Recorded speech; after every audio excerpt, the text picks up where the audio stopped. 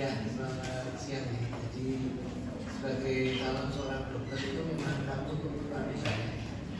Selain semua pelajaran klinis, preklinis, klinis, semua harus bisa tahu. Belakang apa tokoh harus bisa. Dan karena menjadi dokter itu sifatnya holistik. Ya tahu semua penyakit diharapkan kamu bisa mengobati. Setidak-tidaknya bisa tahu diagnosisnya walaupun tidak bisa mengobati. Setidak-tidaknya kamu bisa memberikan suatu nasihat terhadap pasien terhadap apa yang harus dia lakukan. Nah, terhadap kasus-kasus emergensi atau pegawai darurat itu tidak boleh seorang calon dokter itu luput. Istilahnya luput itu harusnya kamu bisa memberikan suatu pertolongan atau setidaknya meminta orang itu cepat juga gini. Tapi karena kamu itu tidak mudeng, tidak ngerti, tidak mau memahami, akhirnya membuat pasien itu meninggal gara-gara keterlambatan juga. Kita itu juga tidak boleh, sehingga ini suatu tantangan yang tidak mudah. Tapi harus bisa, karena pendahulumu dan dokter-dokter yang bekerja di tempat lain itu mengalami suatu kodrat yang sama, yaitu seorang dokter yang harus mampu mengatasi semuanya itu dengan baik. Apalagi kamu kan lulusan PNS ya, PNS itu termasuk 10 besar di Indonesia. Sampai kamu kalah sama yang lulusan universitas kecil-kecil yang tidak ternama kan memalukan ya. Memalukannya ya terhadap alma mater sama dirimu sendiri. Akan orang kan bilang gimana? Wah, lulusan PNS kok kayak gini saya nggak tahu. Itu kan jadi faktor. Padahal sebetulnya kamu itu kalau saya lihat termasuk pinter-pinter, karena waktu masuk itu kan nilai ini mesti di atas 8,5. Nah, tapi nanti dalam perjalanan pendidikan itu kenapa ada yang cepat, ada yang agak cepat, ada yang lambat, ada yang lambat banget. Nah, itu tergantung daripada minat kamu yang kamu gunakan dalam dirimu itu. Kalau yang semangatnya besar dan mau belajar sungguh-sungguh ya otomatis bisa lebih cepat. Tapi kalau kamu tidak serius dan kurang itu punya perhatian yang besar, akhirnya kamu menjadi terlambat dan tertinggal. Nah, sebaiknya saya selalu mengajukan Isa jangan gampang ketinggalan, karena perjalanan itu masih panjang. Dokter itu perjalanannya panjang, tapi harus dilewati ya. Saya yang lewati seperti kamu dulu, bahkan lebih lama. Kalau zaman saya dulu itu lulus dokter 7 tahun itu memang programnya antara 6,5 ke 7 tahun. Panjang. Stasiun di penyakit dalam, bedah, kandungan sama anak itu masing-masing 12 minggu. Lama. Terus testing seperti paru, kemudian kulit, mata, THT apa itu 6 minggu. Lalu nanti masih ada yang lainnya ya, farmasi 1 bulan. Sekarang kan farmasi paling berapa 1 minggu. Gitu? Yang lainnya dipersingkat ya. Sehingga dengan demikian sebetulnya kamu itu termasuk beruntung ya, karena sudah punya program yang sifatnya sudah hampir sama nasional itu metode ya, sehingga kalau tinggal diri itu sendiri ya. Nek mau sungguh-sungguh ya bisa cepat, dan itu pun lulus nanti masih harus intensif. Sudah intensif lalu ikut UKDI dan sekarang namanya PPGD apa itu ya, UKMPPD ya, untuk dapat sertifikat itu baru bisa dapat izin praktek apa toh. Nah, itu juga perlu waktu, dan itu nanti bekerja ya, selesai bekerja 1-2 tahun, kalau ada yang pengen sekolah balik lagi harus belajar 3,5-4 tahun ke depannya. Setelah itu mungkin ada pakai BKS, mungkin tidak, tergantung program pemerintah. Jadi memang dokter itu perjalanannya panjang, tapi menyenangkan ya, karena kamu bisa menjadi jalan ke pelepasan dari penderitaan orang. Itu kan proses yang sangat bagus sekali, ya. Dari orang yang menderita sakit macam-macam, di tanganmu mereka bisa sembuh. Itu suatu hal yang sangat berharga sekali. Kalau sekarang saya ingin bicara mengenai masalah tension pneumotorak ini penting apa enggak bagi seorang dokter? Penting banget, ya. Karena tidak boleh ada satu orang dokter pun yang nggak mudeng mengenai tension pneumotorak. Kenapa? Karena penanganannya itu cepat dan begitu terlambat mati orangnya. Artinya apa? Kamu bergumul dengan cepat atau lambat terhadap diagnostik plus penyelesaian masalah ini, ya. Nek kamu sampai nggak bisa nangani dengan baik, terus pasien mati di tanganmu kan tidak enak rasanya, ya kan? Belum lagi kalau keluarganya nuntut, gimana di dokter itu cuma dibiarkan saja, nggak sempat ditolong, itu kan ya. Kamu misalnya mau beralasan, nah saya waktu KPIGD dia waktu itu saya masih mengerjakan 5 pasien kok, dia urutan ke-6, ya saya minta dia urut sesuai dengan aturan. Salah. Karena apa? Ini kasus kegawatan. Terus kamu mau bilang, lah mana tahu saya kalau dia kegawatan? Lah salah, lebih salah lagi. Karena apa? Karena orang datang dengan keadaan yang sesak hebat. Apalagi kalau keadaan seperti orang pneumotorak faktil ini, datang itu sudah nggak cuma diam, dia pasti bengak-bengok. Karena apa? Susah banget. Kalau sampai kedua, nama suami berat. Terus kayak gara pasien yang lain-lain, misalkan asma ringan atau apa pasien kanker, pasien yang lainnya. Ini kamu kesampingkan, waduh, lebih berat lagi kesalahannya, ya. Bisa-bisa kamu diskors di tempat kamu bekerja, kalau tidak ditempatkan di bagian yang emergensi, ya. Karena itu kalau nanti sampai urusan macam-macam, terus gimana? Nah itulah sebabnya banyak sekali dari tiap bidang itu hal-hal yang sifatnya gawat yang kamu harus tahu. Hampir semuanya jurusan ada. Nah kalau yang paru ini, saya harap Anda perhatikan benar, ya, tentang tension pneumotorak atau pneumotorak faktil, ya, supaya kamu bisa dilumpuhkan dari mana bahaya. Karena kejadiannya itu enggak ujuk-ujuk kamu bisa mengerti, tidak mau mempelajari sedikit-sedikit, sehingga dalam kuliah ini perlu disajikan, ya. Dikatakan ya pneumotorak. Kalau pneumotorak itu adanya udara di dalam lambung pleural, ya. Itu pemahaman umum, ya.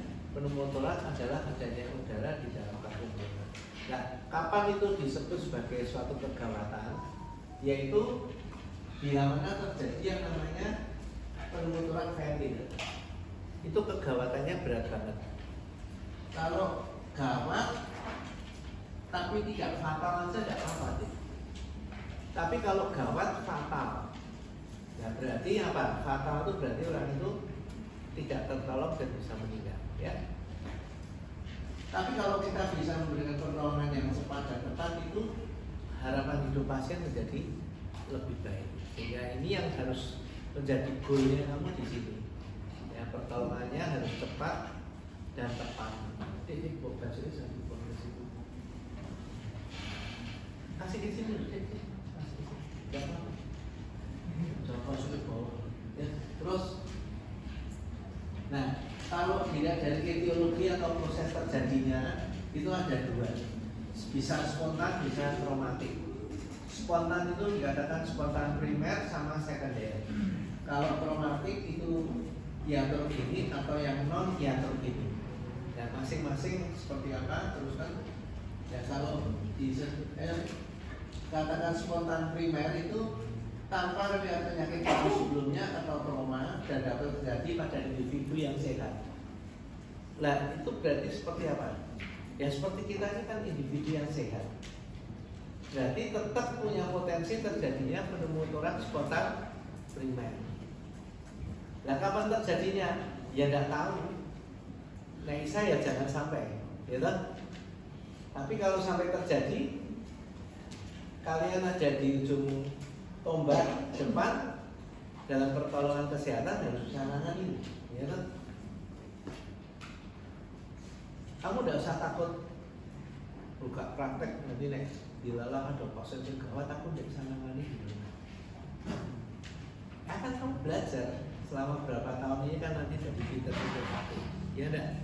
Nah sekarang kamu kayak semester 5, pemahamannya masih belum komplit, ya. Tapi nanti coba, nek kamu rajin terus sekolah terus ya sampai semester ke-7 selesai kan koas ya. Terus nanti rajin lihat pasien di bangsal, teori ya, mau mempelajari diskusi kelompok sendiri.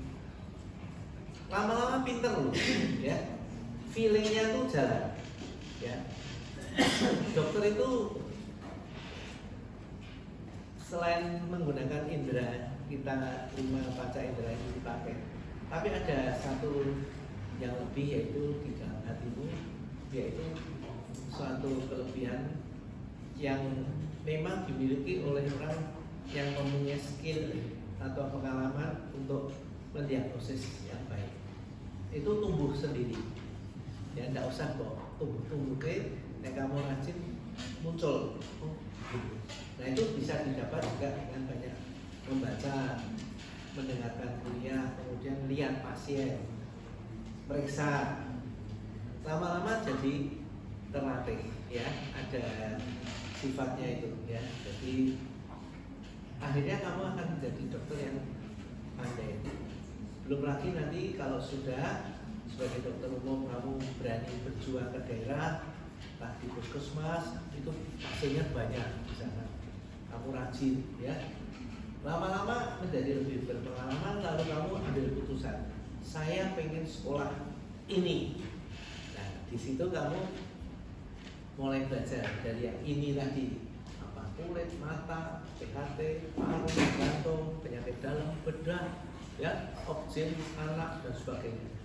Nah, di situ lulus muncul spesialis baru yang masih muda seperti kalian. Sekarang jadi spesialis tidak harus tua-tua, ya. Kamu misalkan lulus umur 24, 25, ya. Mungkin sudah lulus ya, 24, 25 itu sudah ya.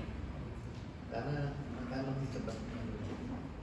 Terus kamu kerja 2 tahun atau 3 tahun, atau yang bisa langsung masuk, ada yang mau terima langsung karena nilainya bagus diterima, itu ya nggak apa-apa, karena selalu sekarang terbuka bisa. Lulus spesialis umur 32, 33, masih muda banget ya, energik, masih kuat, rajin ya, periksa pasien, melakukan banyak tindakan. Nah di situ skillmu tambah, sehingga kamu akan jadi dokter yang punya banyak pengalaman dengan melihat pasien, mengobati, kemudian lihat hasil pasiennya kembali lagi, sembuh tidak sembuh, dia bisa diukur mana yang kurang, mana yang enggak. Lama-lama semuanya punya indera, ya. Tangannya pegang pasien itu bisa lebih tes, ya. Matanya, telinga, anamnesa, omong-omong sama pasien, biasanya kalau ini larinya ke sini, kayak ini larinya. Nah itu nanti itu harus dicapai berdasarkan hari ini, ya, berdasarkan waktu kamu mau sungguh-sungguh belajar. Saya ngalami seperti kamu seperti ini, ya. Sekolah saya jarang sekali itu duduk belakang. Saya duduk belakang tuh artinya gelo banget gitu, bukannya seneng, gelo. Jadi saya kalau lihat bangku duduk di belakang, depan ada kosong, saya melipir-melipir mesti duduk di pindah. Ya. Kenapa? Karena saya tahu nek duduk belakang itu lebih banyak terganggu. Mungkin agak ngantuk, mungkin melihat yang depan jadi kurang serius. Tapi kalau duduknya itu kira-kira 4-5 baris ke depan itu lebih atensi untuk belajarnya lebih bagus. Dan apa yang kamu tanam dengan model seperti itu ya nanti akan berbuah lebih lebat ketimbang yang senangannya nek duduk mesti di belakang. Nah kenapa? Nah dia tandurannya tidak baik, kayak saya selalu milih sing santai. Tapi dia mengharapkan hasil yang lebat, yang banyak. Jangan hukumnya itu hukum menabur dan menuai. Ya, jadi perhatikan dia. Kalau pelajaran yang serius, yang sungguh-sungguh, nanti yang menerima pena siapa? Dirimu sendiri. Ya, nanti Tuhan kasih kamu kesempatan jadi dokter yang lama, ya. Lalu karirnya bisa lebih gemilang. Itu ada jalannya. Dimulai dari saat kamu sekolah. Ya. Ini omongan orang tua ya. Jadi yang istilahnya saya yang mengalami kehidupan ya, karena saya dulu juga lulusan UNS ya. Saya masuk sini, kamu mungkin ayah muda belum sudah ya, tahun 76 itu saya jadi mahasiswa tingkat pertama. Terus sudah orang tuamu lahirnya tahun lah yang 78 sudah ya. Jadi saya itu sudah cukup tua ya. Nah, tapi semangatnya saya itu rasanya kok masih tinggi, tidak males gitu loh, tidak megahan gitu ya, disuruh kasih kuliah ya mau. Terus sehari itu kerjanya masih di atas 18 jam, di atas 16 jam setiap hari ya. Kalau saya bangun jam 6 pagi, selesai jam 11 malam, kira-kira berapa? Kadang-kadang setengah 12, jam 12 baru selesai. Itu tiap hari. Nah, itu bisa terjadi karena sejak muda saya seperti kamu itu ya tekun ya. Ikut pelajaran itu dengan sungguh-sungguh gitu ya. Lebih banyak up-nya daripada down-nya. Nah itu penting ya. Ini saya ngajari yang baik ya, supaya kamu punya semangat hidup yang tinggi ya. Tidak semua orang sama, tapi paling tidak kalau kamu belajar dari yang baik itu lebih baik ketimbang kamu belajar dari yang buruk. Contoh, ngapain serius-serius sok ya podo wae, bayarannya podo. Oh nanti dulu perhitungan berkat itu kan gitu, gitu. Ya kamu sungguh-sungguh itu dicatat sebagai sesuatu yang baik, bisa ditambahkan pada hari-hari berikutnya ya. Nah itu penting banget ya. Nah ini tadi tak terjemahkan satu-satu ya. Kalau spontan primer itu berarti orang ini sehat tapi bisa sakit pneumotorak. Bagaimana kalau spontan sekunder? Kalau spontan sekunder itu berarti orang ini memang punya penyakit paru tertentu. Contohnya PPOK ya, yang sering sekali kumat ya, jadi eksaserbasi, atau tuberkulosis yang luas, sering diobati tapi tidak pernah tutup atau tidak pernah selesai. Itu menyebabkan parunya banyak cacatnya ya. Lalu ada bronkiektasis ya, bronkiektasis yang luas yang membuat parunya mudah robek ya. Atau misalkan interstitial lung disease ILD itu juga ya. Dan beberapa penyakit lain yang bisa membuat penyakit dan kemudian terjadi pneumotorak. Nah kalau yang traumatik itu mungkin tanpa disengaja orang terpukul dadanya dengan benda tumpul, benda tajam, kecelakaan dan sebagainya. Itu bisa terjadi pneumotorak. Kalau hanya tidak menunjukkan perdarahan ya enggak, namanya pneumotorak yang traumatik seperti karena trauma dada. Tapi kadang-kala ada yang robek pembuluh darahnya sehingga muncul darah di sana. Itu namanya terjadi yang namanya hematopneumotorak. Ya, jadi ada darahnya dan itu harus dikeluarkan juga darahnya. Karena kalau ada perdarahan itu darah segar, itu kalau tidak seperti tangannya juga orang itu habisnya bisa habis ya, kurang terus. Nah, bagaimana dengan yang iatrogenik? Iatrogenik berarti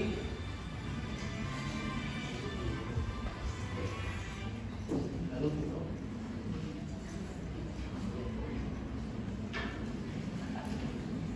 Oh, tidak perlu aku ya. Ya, kasih ya.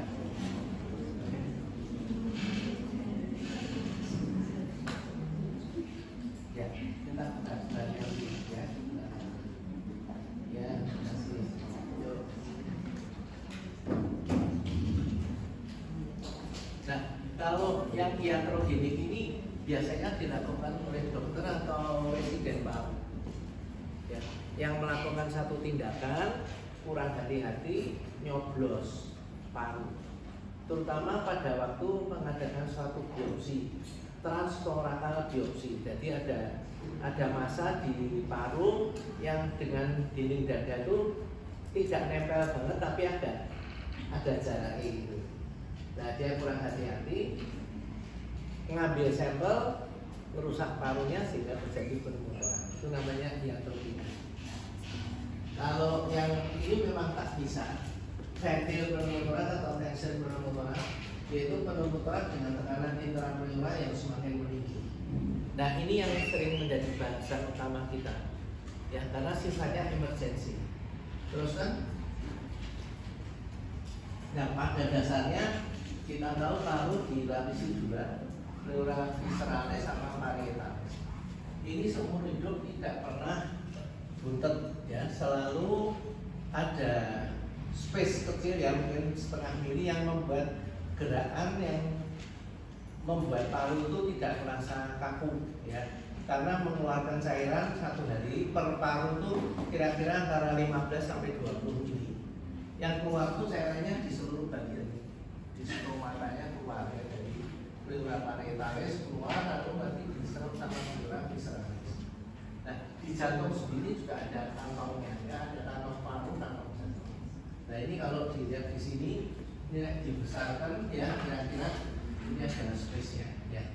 Tapi kalau diamati biasa dan kelihatan tipis banget masalahnya. Mulai dari bayi sampai orang dewasa tua itu akan intak terus, kecuali terjadi infeksi, ya, bisa, ya.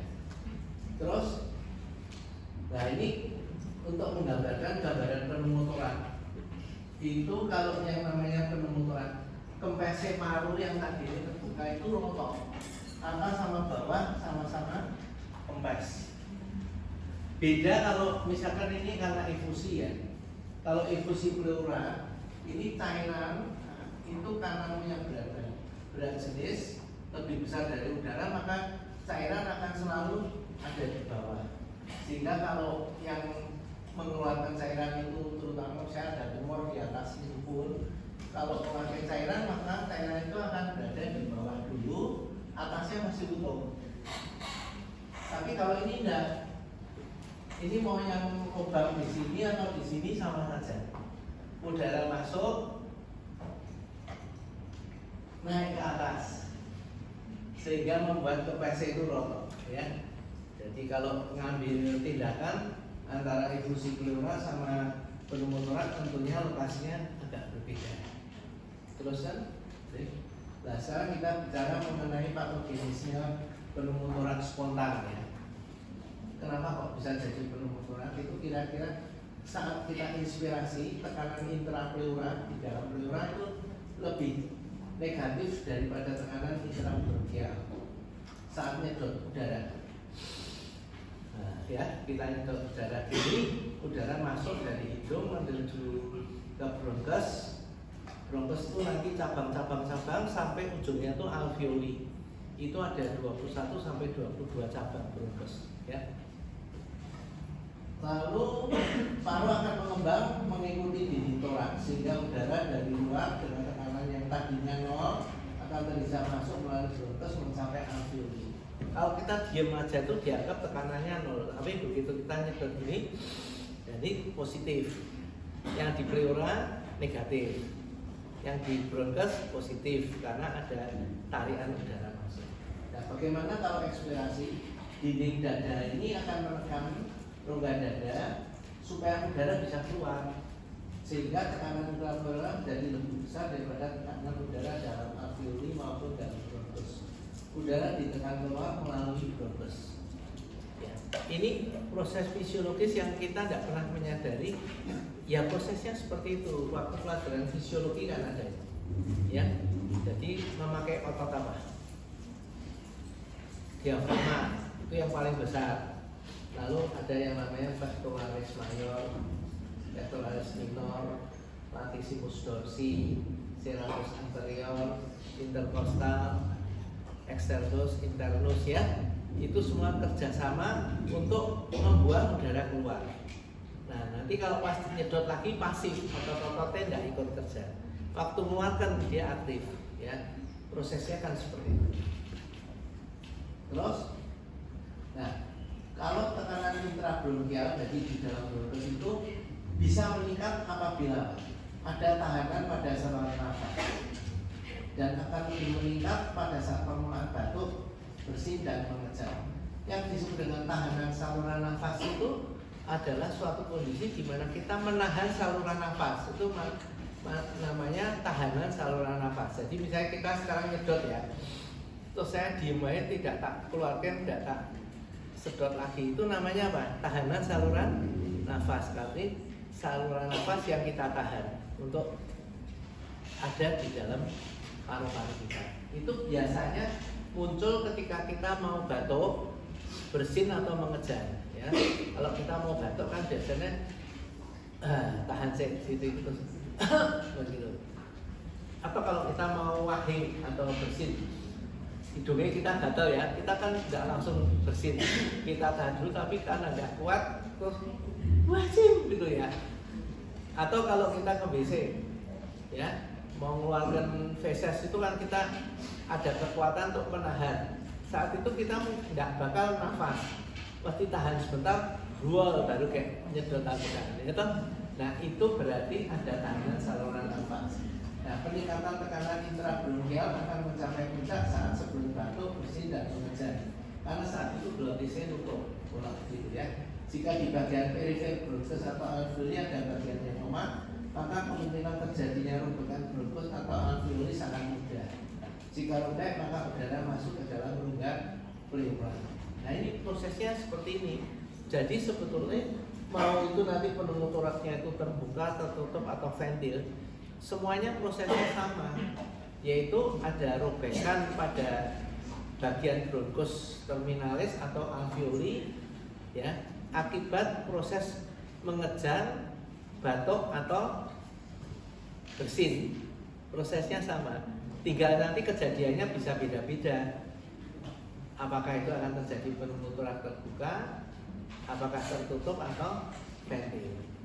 Terus kan, nah itu sebabnya kita sekarang coba membahas mengenai berdasarkan kebocoran ini tadi. Kita kan sudah tahu bahwa nahan, kemudian wahing, kok terus kemudian sesek balik itu.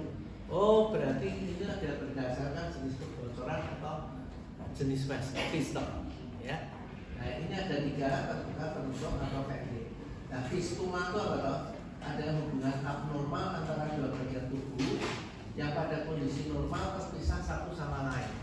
Jadi keadaan normal itu antara parenkim paru sama kantong paru, cavum pleura itu terpisah. Tapi pada kondisi penyakit ini ada fistel, ada lubang yang membuat hubungan yang abnormal. Ya, dari dua kompartemen yang berbeda ada hubungan.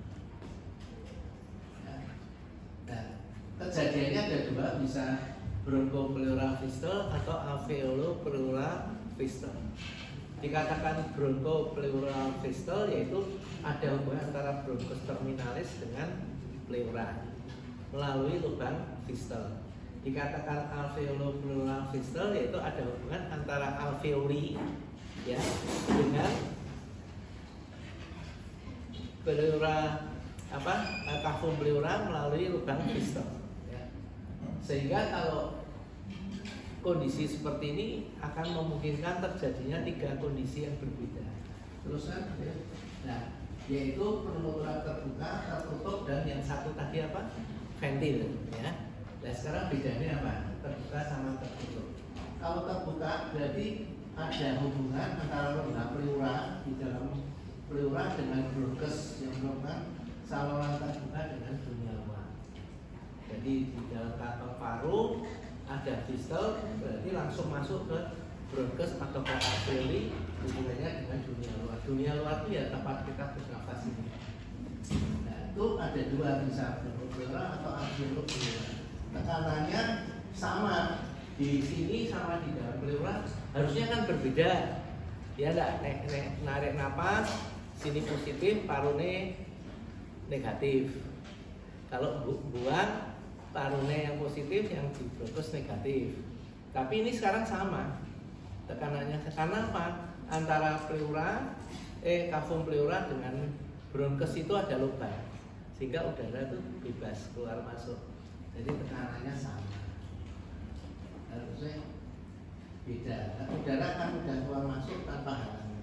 Nah, sementara yang tertutup, yaitu perempunan yang terjadi pada rongga pleura tertutup, tidak memiliki hubungan dengan dunia luar. Artinya apa, deh? Pernah terjadi pneumotoraks, tapi tiba-tiba tertutup. Tertutup, jadi tidak ada hubungan lagi. Nah, itu namanya pneumotoraks tertutup. Pneumotoraks tertutup terjadi ketika tidak ada pergerakan udara dalam rongga pleura. Artinya tetap. Nah, ini tambah terus. Yang pneumotoraks terbuka itu memang lambat, tapi tambah hari tambah berat, tambah hari tambah berat gitu. Jadi proses terjadinya tidak cuma setengah hari seperti ventil, tapi ini bisa berhari-hari. Ya, 3-4 hari tambah berat gitu. Baru dia kayak pergi ke dokter. Sehingga kalau di anamnesa ditanyai lah, "Kowe mulai seseknya kapan?" Ya, dia masih bisa cerita walaupun dia sesek, tapi masih bisa ngomong ya, sudah beberapa hari. Tambah berat ya? Iya, kemarin sama hari ini lebih berat sekarang. Tapi dia tidak menunjukkan suatu kegawatan yang sifatnya itu akut banget gitu. Nah, kecuali pneumotoraksnya sudah sampai total ya, cepat itu ya bisa. Tapi biasanya melewati beberapa hari. Nah, jadi kalau tertutup itu terjadi tidak ada pergerakan, lalu udara terjebak di dalam rongga pleura, disebabkan fistel penyalur udara telah menutup. Jadi intinya fistel itu kemungkinan besar hanya suatu lubang biasa yang tanpa pintu, tanpa. Jadi kalau ini ada fistel lubang, tidak ada klepe, ya sudah lubang gitu. Itu namanya pneumothoraxnya kan dikatakan tertutup. Kalau ada klepe terus kemudian nutup dan tidak mau buka lagi, hanya mungkin setengah hari atau seperempat hari dia udara masuk, baru itu dia tidak terjadi apa-apa, maka dikatakan sebagai pneumothorax tertutup. Terus, nah bagaimana dengan ventil? Ventil yaitu pneumothorax yang terjadi akibat konsekuensi adanya fistel pada pleura visceralis yang bersifat ventil atau kasur satu arah. Jadi fistelnya itu ada klepe, ada daun pintunya yang ketika dia inspirasi dia buka, ekspirasi dia nutup. Akhirnya apa? Udara di dalam akan terjebak. Inspirasi dia buka, masuk udara. Ekspirasi dia nutup. Inspirasi buka, nutup.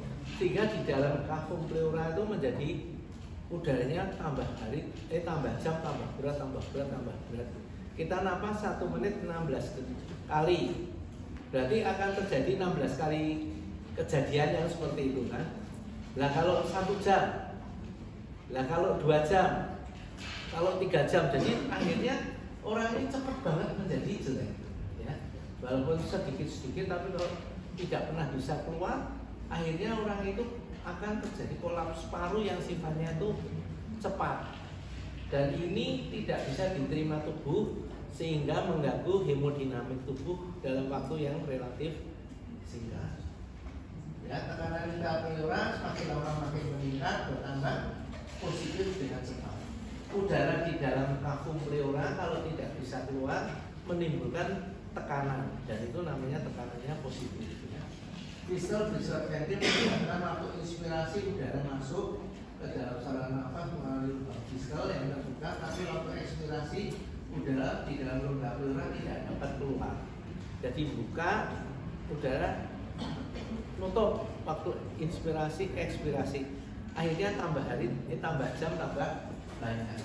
Dokter ventil memerlukan penanganan yang cepat. Penderita dan pneumonia ventil akan mengalami kegawatan hipoksia, gagal nafas akut, shock, dan detik jantung. Ya, kegawatannya karena cepat berarti hipoksia ya, karena oksigenasinya terganggu. Nah, kalau penyakit PPOK itu kegawatannya bukan hipoksia tapi hiperkapnia atau hiperkapnia, itu CO2-nya yang tinggi. Tapi kalau ini karena kejadiannya itu cepat, maka yang terkuras adalah oksigennya, O2-nya, ya, hipoksia. Dan kalau udara oksigen itu terkuras dengan cepat dan tidak bisa diatasi dengan baik, maka orang itu bisa cepat shock dan meninggal dunia. Terus kan? Nah, sekarang kita mengatakan bahwa pneumonia ventil itu adalah suatu pneumonia yang mengancam jiwa dan sifatnya itu emergensi atau gawat.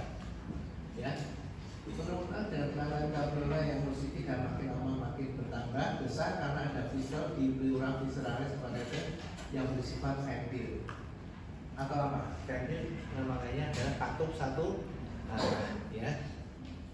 Waktu inspirasi udara masuk melalui fiscal yang terbuka dan katup pleura, saat ekspirasi udara dalam katup pleura tidak dapat keluar.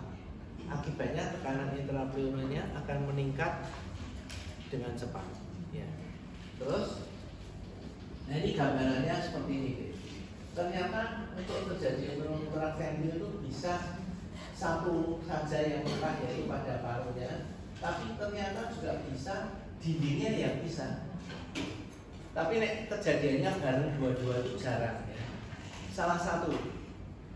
Tapi yang terbanyak adalah yang dalam pleura visceralisnya, yang robek tadi ya, kaji fiscal tadi.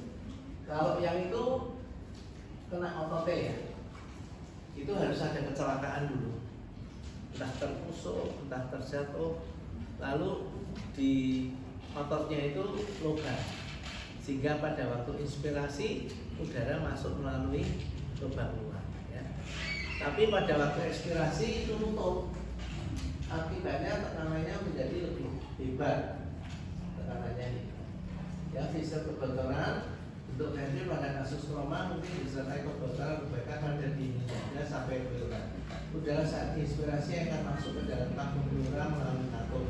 Saat ekspirasi katup menutup dan udara tetap di dalam, sulit keluar, menyebabkan tekanan intrapleura semakin meningkat, paru semakin kolap, terjadi kompresi pada jantung, vena cava, dan mendesak mediastinum ke sisi kontralateral ya. Dan ada pergeseran jantung itu kalau keadaannya mepet atau cepat itu pasti akan terjadi suatu kondisi yang tidak menguntungkan bagi orang itu ya, yaitu dia akan shock dan kemudian meninggal dunia. Terus kan? Nah, untuk mengetahui itu penyakit apapun Anda harus selalu berpikir mengenai 3 hal: anamnesa, pemeriksaan fisik, dan laboratorium. Baru bisa nyimpulkan diagnosa kerja ya. Nah, bagaimana anamnesanya pada pneumonia ventil, yaitu ada sesak nafas dan nyeri dada yang sifatnya mendadak. Ya, tadinya pagi hari bangun tidur nggak apa-apa ya, enak-enak, kemarin ya nggak ada apa-apa, tapi tiba-tiba setelah dia batuk-batuk terus sesek dan tambah berat dalam waktu 1-2 jam dia tambah berat lagi sehingga dia minta diantarkan ke UGD. Nah, ini biasanya kondisi yang gawat seperti ini itu mengancam jiwa, sehingga kalau datang kepada kalian sebagai dokter yang sedang jaga di situ, mau siang, pagi, sore, malam, tidak boleh lupa pikirkan kemungkinan adanya suatu kegawatan paru yang bersifat akut. Betapapun saat itu kamu sudah garap 3-4 pasien, ada orang datang dengan nampak sesek banget dan bahkan orang itu gereng-gereng ya, karena sesek dadaan itu orang tidak kuat loh, tidak laki, tidak perempuan ya. Saya pernah mendapatkan kasus seperti ini, dia bengok-bengok, apa sih gitu, ya, udah gitu sampai pipis segala, karena sudah disorientasi, ya. Nah, kalau kamu tahu ada pasien seperti itu, sedang kamu ngerjain yang lain, tinggalkan, pahami ini dulu, ya. Itu kamu sudah menang. Nanti ternyata dari itu terus meninggal, kamu membuat laporan kematiannya itu, kamu tidak ngapusi. Memang kenyataan orang lihat, warganya lihat kamu sudah berusaha, ya, cepat ambilkan sih, kasih oksigen dulu, ya, sambil begitu kan, jangan cuma diam-diam terus cuma oksigen saya, ya, ditensi dianu, kamu ambil stetoskop di rumah, ini sudah mulai kapan, oh barusan kok, baru 2 jam yang lalu, gitu. Waduh, saya pernah dikuliahi penuturan ventil, jangan itu, ya, didengar, oh bener. Nah, kalau sudah gitu, apa yang kau lakukan? Lakukan tindakan dulu, bukan justru di foto, tapi emergency case-nya harus jalan dulu. Ya, tanyakan ada riwayat trauma enggak? Enggak ada, riwayat sebelumnya ada riwayat tindakan yang dari faktor penyebab tidak ada, cuma batuk-batuk atau bersin-bersin tadi, ya. Kemudian keluhan penuturan kalau itu traumatik biasanya terjadi setelah kejadian. Tadi saya mengatakan bahwa baik traumatik atau non traumatik ataupun yang spontan atau primer atau sekunder bisa terjadi terbuka, tertutup atau ventil. Nah, kalau traumatik ya kamu bisa bilang tadi itu barusan diambil cairannya. Oh ya, sebelumnya tidak apa-apa, diambil cairannya sampai 1 liter baru itu orang ini terus sudah disusuk. Kan logikanya tidak jalan, ya. Oh, diambil cairannya tambah sesek begini. Harusnya kan lebih enak. Ini enggak, tambah sesek. Wah, pasti ada sebabnya. Nah, di situ kamu berpikir cepat. Jangan-jangan pneumotorak ventil. Ya, kira-kira begitu pikirannya. Terus kan, oh ini inspeksi kalau nafas tanpa hambatan pengembangan paru, ya. Tapi ini memang ya gini, ya. Kalau yang inspeksi palpasi perkusi ini kan kalau keadaannya sangat gawat, kamu tidak bisa meriksa sedetail itu, karena kondisinya gawat banget. Tapi minimal gambarannya seperti ini. Kalau dia itu pneumotorak ventil, ya mestinya pengembangan paru sebelah kanan sebelah yang sakit itu akan tertinggal, ya, tidak simetris. Fremikus nadanya ya didengarkan jus itu yang bergetar di tangan, yang sebelah ventilnya itu tidak, ya, kira-kira begitu. Lalu kalau diketok-ketok tidak sonor tapi hipersonor. Lalu auskultasi pada yang sakit tentunya menurun. Terus kan, nah ini gambar ilustrasi. Kalau pneumotoraknya itu baru separuh, ini yang sudah total. Ya. Gambarannya saya berikan supaya kita tahu, kita tidak menolong orang yang harus sudah total. Baru separuh saja, tiba-tiba parunya itu hilang separuh atau lebih dari 30%, orang itu sudah sesek banget. Dan kalau ini pneumotorak ventil, dari separuh menuju ke total itu cepat, ya, hanya berselang tidak sampai 2-3 jam sudah kolaps semua. Jadi pertolongannya ya istilahnya harus super cepat, kalau tidak mati tenang, ya. Gitu. Terus, nah ini gambar lain ingin menunjukkan bahwa seringkali kita juga dapat gambar yang nampaknya itu sudah habis parunya, ya, kecil itu. Tapi kalau ini di CT scan, terus kan ternyata yang sebelah belakang masih ada bagian yang terbuka. Ini hanya suatu gambaran tambahan saja. Seringkali kalau kita lihat kan dari depan, mata kita dari depan, oh pola total. Ternyata setelah di CT scan masih ada bagian yang terbuka. Ya tidak apa-apa, ya, daripada betul-betul total mesti lebih berat. Terus kan, nah ini dua pernyataan yang penting.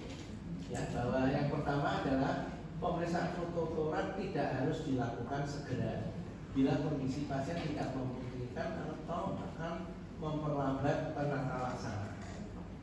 Jadi langkah pertama pada pneumotorak ventil bukan menyuruh foto, tapi langsung dilakukan satu tindakan. Karena justru kalau kita melakukan foto, nilai kematian atau angka mortalitasnya akan meningkat 4 kali lipat akibat keterlambatan penanganan, ya, karena menunggu hasil foto torak.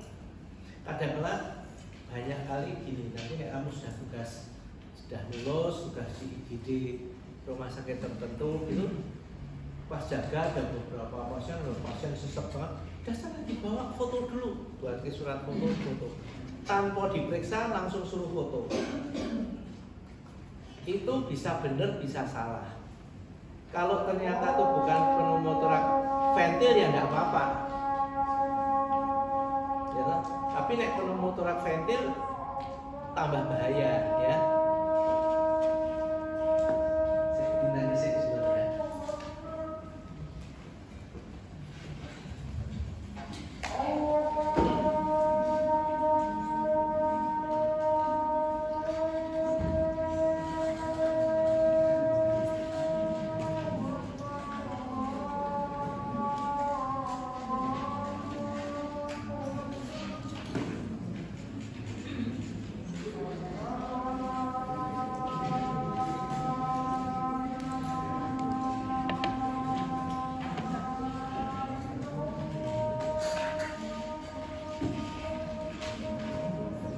Dengan apa?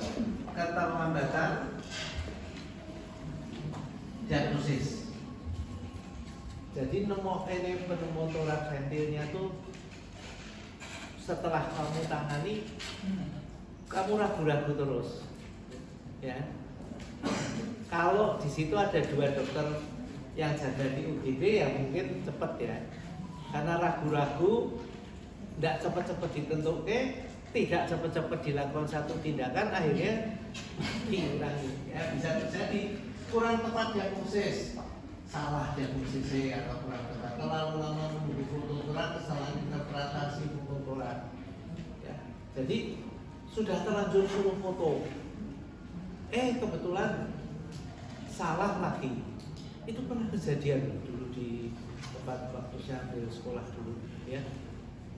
Kakak kelas itu padahal sudah lulus sampai di skor setengah tahun ya, karena dia ini penuh agak malam itu, dia ngerjain pasien ini ada batuk darah, ada pasien muntah-muntah, pasien sesek, ada pasien datang dengan pneumotorak di papar, ada gitu semua sampai kenceng barang karena orientasinya udah.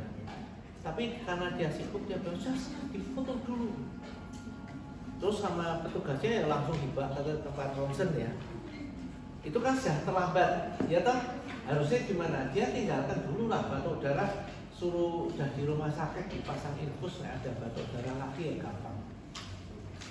Muntah-muntah ya disuruh suntik obat anti muntah dulu. Dia harusnya datang kerja orang itu. Ini enggak suruh foto, dilalah ya orang tuh nek. Makanya kenapa kita tuh mesti mau mengharap apa-apa, mau tugas tuh ya sembahyang sebentar tuh kan ada baiknya, supaya kita tuh dijauhkan dari hal-hal yang salah dalam pekerjaan kita. Kok yang dilalah tuh di bagian radiologi itu masang tulisan R sama L itu kualik, tahu? Kalau ronsen kan biasanya nek kanan dikasih R, kadang-kadang dipasang sing L, jadi kiri, kualik. Jadi yang kudu di kanan itu R-nya dipasang sebelah kiri. Ya, selesai jadi masih barusan kan foto kan cepat 15 menit ya, jadi basah tapi sudah untuk kering, baca langsung cepat ambil alat untuk BSD. Harusnya kan bukan BSD, kalau pneumotorak ventil dikompresi dulu. Ini di BSD. Sudah gambarnya salah, dia tidak periksa pasien ini, masang BSD ini benar apa salah? Pada tempat yang salah. Ya, terus suruh foto lagi, untung tidak mati loh ini. Ya. Jadi ya, wah, masang itu pada tempat yang paru yang terbuka, yang kola parah tidak dipasang ini. Wah, terus dia cabut, terus pasang yang satu nih. Ya, yang kurangnya cukup terampil ya terusan ya. dahcif kok puasa, terus akhirnya dia bisa lega, tidak mati. Tapi dilalah ya orang itu nek kena hukuman ya. Hasil foto torak yang salah itu dibawa masuk ke dalam ruang laporan, keliru dipasang.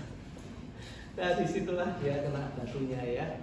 Dosen yang teliti, ya ini kok ada tulisannya begini, ini siapa yang pasang seperti ini? Wah orangnya jadi susah banget ya, pucat, nggak berani marahi gitu ya. Terus disidangkan, tuh akhirnya ada yang bilang, wah ini sudah pernah buat salah yang lain apa dipecat baik.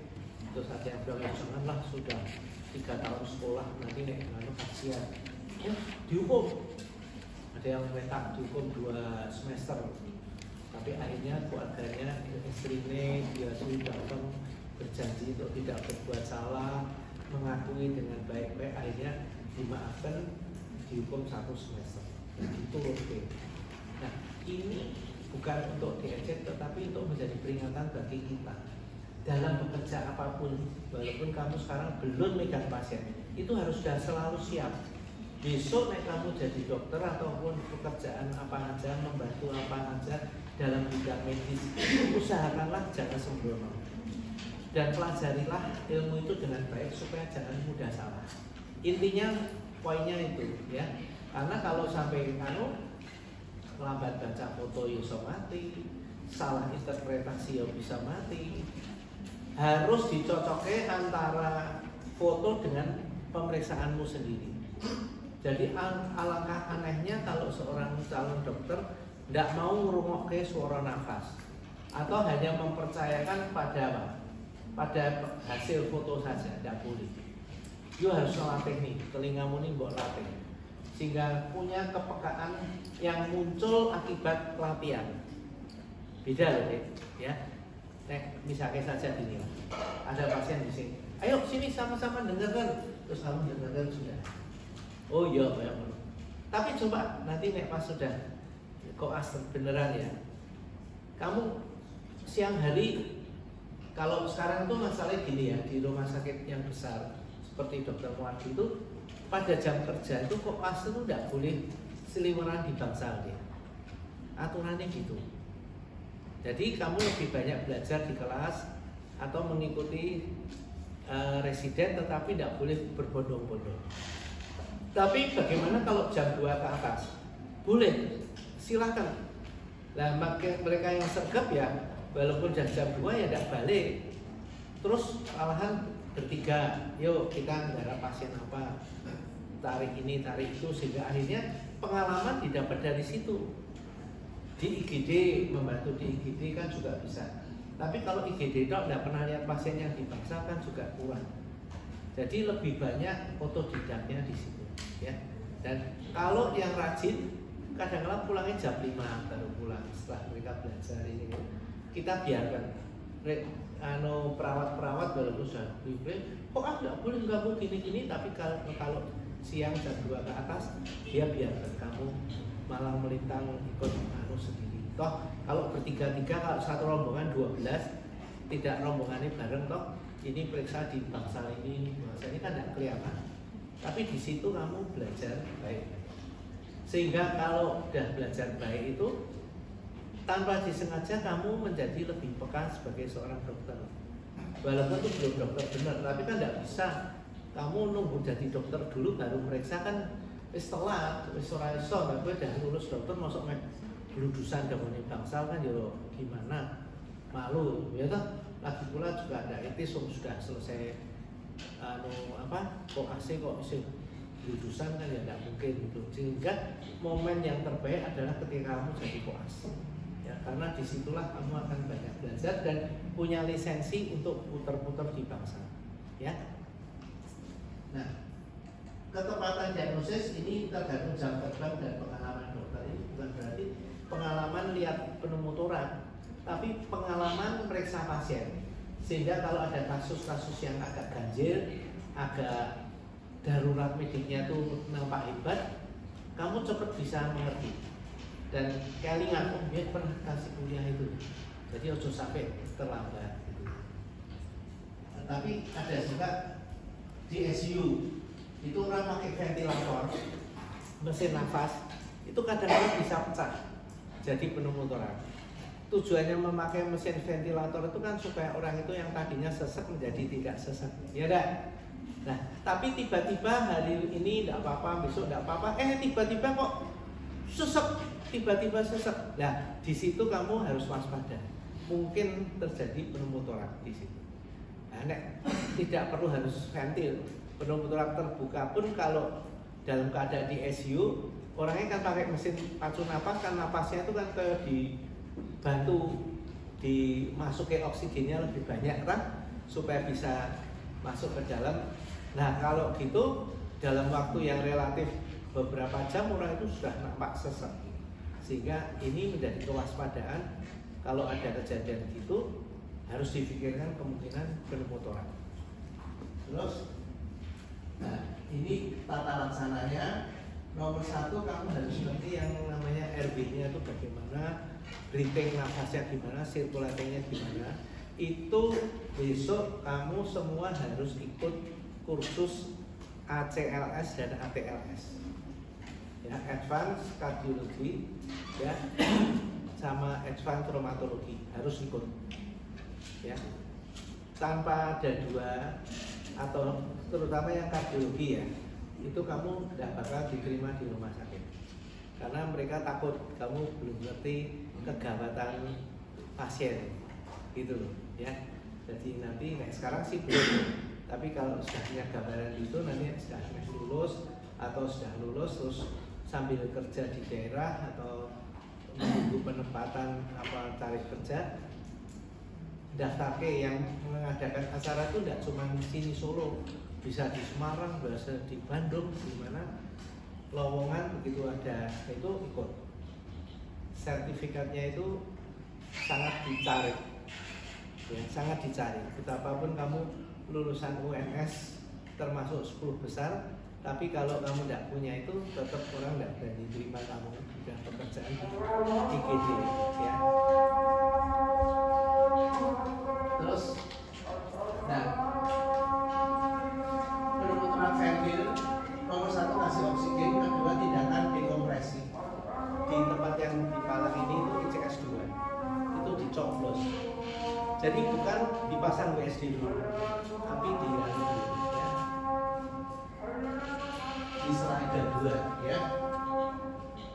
Tujuannya adalah penyelamatan, tindakan penyelamatan, ya. Jadi kalau tidak didekompresi orang itu akan cepat meninggal, tapi kalau dikasih dekompresi dia masih bertahan cukup lama, ya. Tentunya nanti akan dilanjutkan dengan tindakan berikutnya, yaitu dengan pemasangan selang WSD. Tapi paling tidak sudah menolong lumayan. Jadi dari tension, tekanan menjadi simpel pneumotorak. Jadi pneumotorak yang sifatnya umum. Nah, letaknya di linea midclavicularis slider 2. Kira-kira sebelah mana? Yaitu antara manubrium sterni sama corpus sterni. Ini ada tonjolan sedikit, ini ke kanan atau ke kiri pasti tepat. Terus kan, nah ini manubrium sterni, corpus sterni, tarik garis ke sana, ya. Lalu tusuk ke jarum, ada mandirinya, diambil sehingga seperti pipa plastik udara keluar dari situ. Ya, tentunya kalau sudah udara keluar disambung sama selang transfusi, dimasukin ke dalam botol yang ada airnya, ujungnya selang itu, supaya apa? Air udaranya keluarnya itu bisa kelihatan kerutuk gitu ya, bisa menilai sekaligus tidak ada udara luar yang masuk. Tapi kan dia masih dapat dari udara sini, masih masuk ke dalam vakum pleural, tapi keluar, dimasuk sampai dengan kondisi yang stabil baru dipasang BSD. Terus kan, nah ya jadi dilakukan dengan abuket umur 14 atau pneumotorak needle. Tapi pneumotorak needle itu caranya agak sulit, gitu. Terus kan, ya kalau sudah difiksasi dengan plaster Asserman seal atau rendah pakai disposable syringe 10 cc, dan dikasih penahan buatan. Terus kan, nah ini yang mahal tapi nyari rada angel. Biasa kita pakai apoket. Ini apoket di setiap rumah sakit pasti ada. Kalau sudah, supaya biar selangnya itu bisa berdiri, kita kasih, kalau ini pressure asema, tahu ini ya seperti saya, maka saya pakai pelabot itu tak bolong, terus pakai apa, patch prosesnya dipotong, ini dipakai untuk menyangga apoket, sehingga apoketnya itu tidak langsung melengkung ke samping. Tapi kalau melengkung ke samping dia buntet, karena apoket itu plastik. Mudah sekali begitu dia ketekuk, udara sudah tidak bisa keluar. Jadi dia supaya tetap berdiri agak panjang gitu. Ya besok saya sudah di klinis tak tunjukin ini ya. Sekarang teori ini saya teruskan. Nah, sambil menunggu mau dibawa ke rumah sakit, kalau kamu ada di puskesmas itu bisa dikasih, bisa pakai botol, bisa pakai pelabuhan ya. Terus kan, nah kalau sudah dilakukan pemasangan penumbuh toraks ini dipasang, ini ya misalkan ini ada di sini, ini kan sudah ada, kalau ini sekarang dipasang. Dan kalau itu sekarang dipasang, orangnya sudah beres di lalu dibiarkan untuk beberapa hari sampai pistolnya yang ada di dalam pleura itu nutup. Nah tergantung, kalau dia ada tuberkulosisnya ya harus sambil diobati obat TB, diberi antibiotik, lalu kemudian dibiarkan terbuka mepet, biasanya akan menutup. Kalau sudah airnya sudah tidak bisa produk lagi, berarti sudah beres lah, selangnya dicabut, dijahit, orangnya pulang. Ya, biasanya butuh waktu 4-5 hari sudah hari. Terus kan, nah ini komplikasinya yang paling berat itu ini, reekspansi pulmoner edem akibat peningkatan permeabilitas pembuluh darah dan pengembangan paru yang terlalu cepat. Jadi kalau kita tancap ke jarum di sini, kemudian kita biarkan itu terbuka terus, dikasih selang, jadi cairannya udaranya keluar terus gitu ya, cepet itu kadang-kala tidak apa-apa, tapi kadang-kala parunya buka cepet malah jadi udin. Jadi kalau gitu gimana? Kalau sudah kelihatan berhasil, keluar cairan mulai agak lega, di klemnya ditutup dulu atau di klem supaya enggak bukanya enggak langsung ekspansinya tuh cepet banget gitu. Karena kalau dari paru yang kempes kemudian bukanya cepet, maka banyak sekali pembuluh darah yang kemudian lari ke dalam paru yang tadinya kempes itu. Kalau terlalu cepat justru membuat suatu komplikasi, yaitu adanya edema paru yang sifatnya mekanik karena bukanya cepat dan unilateral. Nah, orangnya tadinya udah penak, udah legol kok. Tapi kira-kira setengah jam kemudian saya kok jadi sesek lagi ya. Kalau batuk keluar dahaknya warnanya jambon, itu berarti terjadi edema paru. Nah, kalau sudah ada seperti itu ya sebaiknya itu diklem dulu, lalu ditangani ya, edema parunya kita atasi, diobati sebentar, kira-kira 1-2 jam sambil dikasih oksigen yang agak adekuat ya. Mungkin kalau pakai masker oksigen yang NRM ya sampai 10 liter atau 15 liter biasanya membantu. Terus kan, nah proses kalau dia bisa ditangani dengan baik, bisa dilakukan dekompresi, stabilitas baik, maka jiwanya bisa selamat ya. Mengancam jiwa, tapi sekarang tidak. Tapi kalau kamu tidak bisa menangani dengan baik, ya tentunya prognosisnya menjadi jelek karena prognosisnya buruk ya, risiko kematiannya tinggi karena ada insufisiensi pernafasan dan kolaps kardiovaskular. Ya, kira-kira gitu ya. Ada yang tanya enggak? Ada, ya enggak apa-apa. Ya.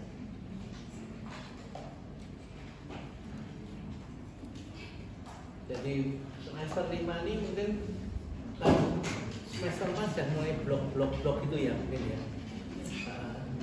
mungkin sampai semester 6 ya mungkin ya. 7 masih ada blok-blok gitu ya. Karena banyak ya, semuanya kan banyak.